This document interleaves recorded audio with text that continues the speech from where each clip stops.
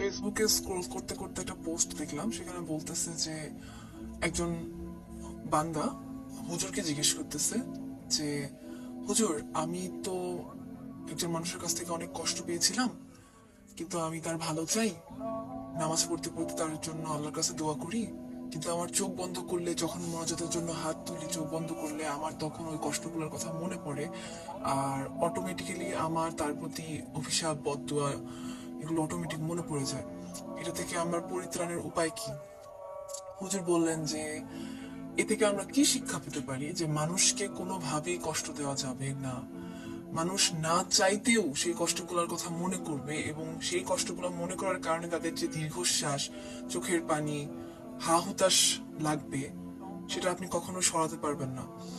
এজন্যই আসলে কাউকে কষ্ট দেওয়া উচিত না। আমরা মনে করি যে কষ্ট দিচ্ছি, আমরা তো ওইভাবে কোনো মিনিং নিয়ে কষ্ট দিচ্ছি না, হয়তো বা দুই একটা কথা শুনিয়ে দিলাম, কিন্তু এর কারণে অন্য মানুষের মনে যতটুকু দাগ বা প্রভাব পড়বে সেটা আপনি আমি জানি না। সো বেটার হয় আমরা কাউকে কষ্ট দিয়ে কথা না বলি।